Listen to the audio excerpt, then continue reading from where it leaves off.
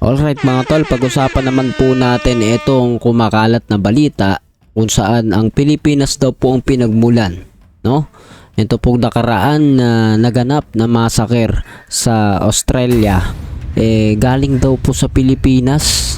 Yan po yung pag-uusapan natin, no? Tunay kaya? Totoo ba? Ano ba mga basihan, pruweba, mga dahilan bakit ito po ay tila ipinupukol po sa ating bansa ngayon? Pero bago natin umpisa ng lahat ng yan, kung hindi ka pa nakasubscribe ay please hit the subscribe button and notification bell para updated ka palagi sa mga videos natin na parating. Let's go!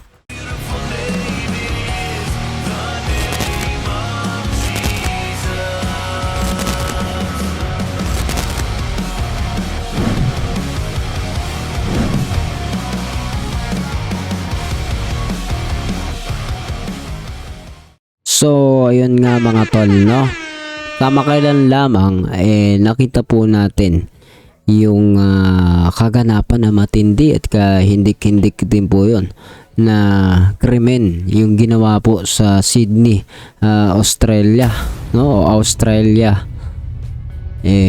Tama ba? Sa Bondi Beach o Bondi Beach ng Australia, kung saan meron pong event na isinasagawa ang mga Hudyo at marami po doon mga visitors, matanda, bata. So isa po siyang event patungkol sa tradisyon ng mga Hudyo, pero sa nakakalungkot po na pangyayari meron po doong pumunta na dalawang kriminal, no? At pinagmamasaker yung mga tao po doon sa pamamagitan ng paggamit ng mga dekalibring barel, no? Firearms na kung saan marami, higit 15 po yata namatay.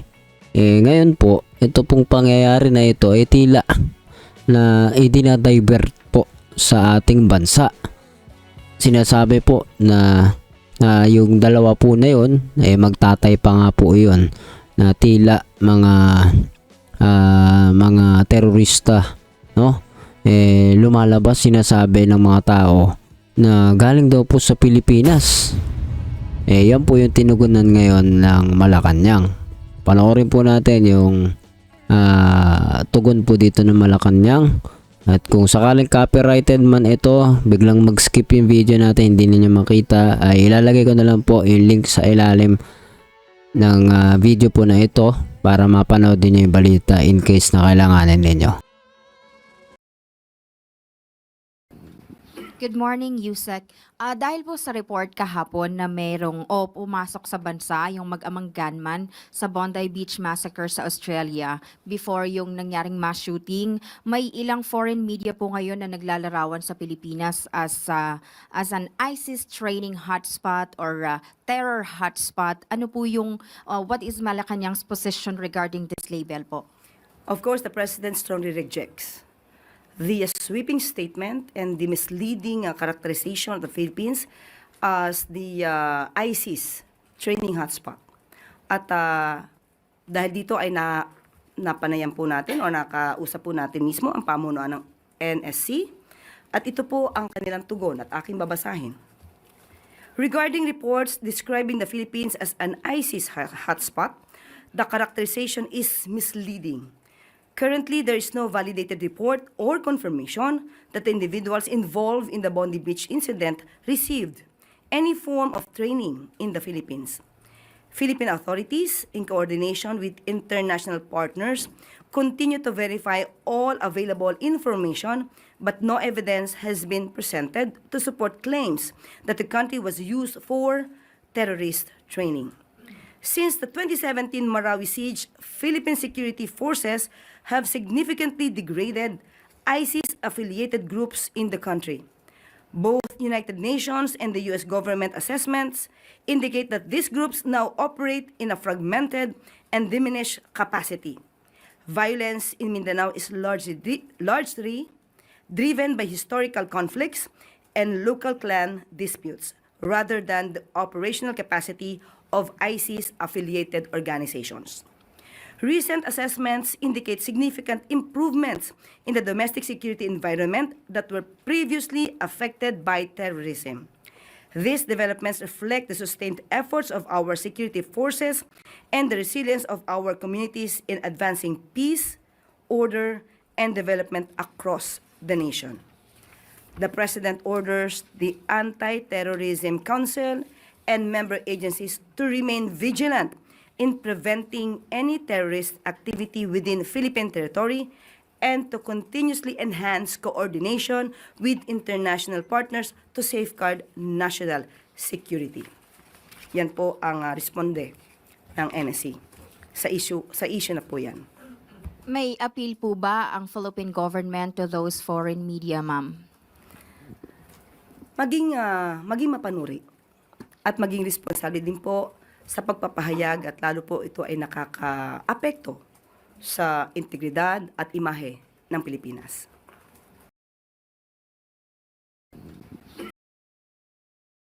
Okay guys, so nakita naman po natin ang tugon ng palasyo po dito, no? Na sinasabi ay hindi ISIS training hotspot ang Pilipinas.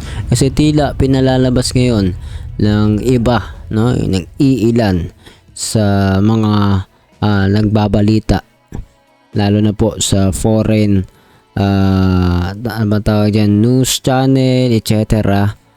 Makikita po ninyo may nagdadivert na mga ilan, no? Check po ninyo kung ang mga channel po na yan ay pro China, no? Ano pa ba, mga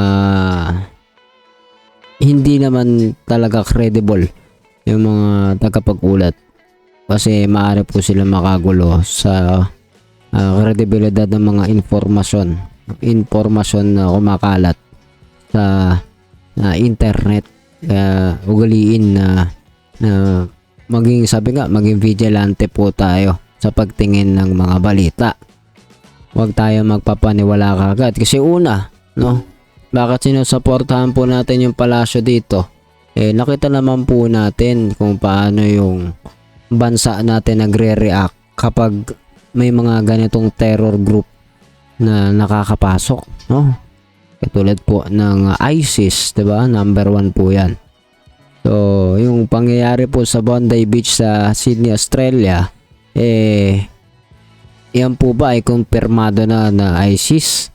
At kung kumpirmado ang ISIS, bakit kinokonek dito sa bansa? Anong basehan? Anong batayan? Itanong kagad natin, anong mga naging basehan nila? Na yan po ay galing sa Pilipinas, dito nag-training, no?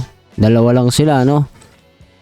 So, ang mga batayan? Kung may mga batayan, credible ba yung mga batayan? Yan ba ay kumpirmado? Kasi otherwise, tayo po ay magiging judgmental without any strong evidence na inilalatag sa atin. Magiging mangmang po tayo niyan kung pagpapaniwalaan kagad natin lahat ng mga naririnig po natin. Lalo na po ngayon, sa panahon ngayon, 'di ba? Ang China, makikita nga ninyo sa China kung paano nila binabaliktad ang mga balita, no? Na ang Pilipinas ang nanggugulo, nangpo-provoke, 'di ba? Pero makikita po natin ang bansang China po sa mga dispute usapin sa WPS, West Philippine Sea. Sila po yung nagpo-provoke, sila yung gumagawa ng kalokohan doon. Pero pag ibinalita sa lugar nila, tayo po yung nagiging masama pa. Kawawa na nga po yung mga kababayan natin, no? Recently lang nasaktan na po sila. Pero tayo pa rin yung mali, 'di ba? So yun po yung mahirap diyan. So ngayon po, no, bago tayo magpaalam dito sa pagda-divert nga daw po nitong mga bagay na ito, ilan po sa mga bagay na nakikita ng iba, kapabayaan po yun ng Sydney, Australia, na ng pulis nito, mga kapulisan, no, para protektahan yung kanilang mga mamamayan o mga tao doon sa kaganapan na yun. Dadalawa lang po na tao yung gumawa nun. Ibig sabihin, sa loob ng ilang 9 minutos, no, 9 minutes pa, umiral po yung krimen na yon. Hindi kagad na respondihan at nagkaroon pa nga po na isang civilian pa ang tumulong No, so nakakalungkot po na pangyayari yun. Naging mabagal po ang action doon, which is kitang-kita na yun po ay pangyayari sa kanilang sa loob ng kanilang bansa. So ikaw, anong masasabi mo dito sa bagay po na ito? Comment down below, pag-usapan natin yan sa comment section, and please do not forget to hit the subscribe button and notification bell para updated ka palagi sa mga videos nating parating. At syempre, malaking tulong po yan sa channel natin yung pagsa-subscribe ninyo para makapagpatuloy po tayong gumawa ng videos kagaya nito. See you ulit sa susunod na video.